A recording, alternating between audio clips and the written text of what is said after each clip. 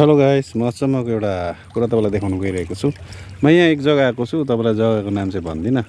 Assam side जस्तो छ हो, तर बट होइन।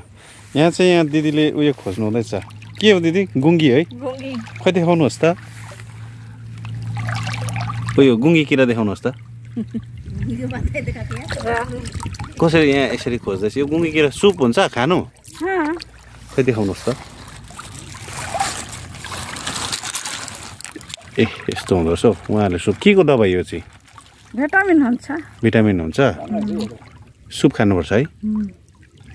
हेर्नुहोस् है गाइस, अब हामी चाहिँ के हुन्छ चिकन र कुनै के खाइबस्छ, के अरे अन्डा सन्डा। अब यो गुङ्गीमा चाहिँ यस्तो भिटामिन छ अरे कि आम्मामा भन्नै पर्थ्यो। यहाँ अर्को दिदीले पनि खोज्नु हुँदैछ हौ। यहाँ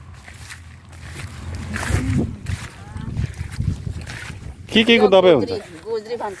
के भन्नुहुन्छ? खै त देखाउनुहोस् त। खै यो चाहिँ कसरी खानुपर्छ? यता पनि काट्नु हुन्छ। यो काटेर यसमा मसलाहरू के हाल्नुपर्छ? आलु दिन्छ। मसला क्या डालना पड़ेगा? प्याज, लहसुन, आदि लहसुन, अदरक, लहसुन और मिर्ची बनाना होगा। ओ हेर्नुहोस् त गाइस, आमामा यो सानो खोलामा माछा पनि छ, गुङ्गी किरा। तपाईँले कति टिप्नु खै देखाउनुहोस् त प्लास्टिकमा।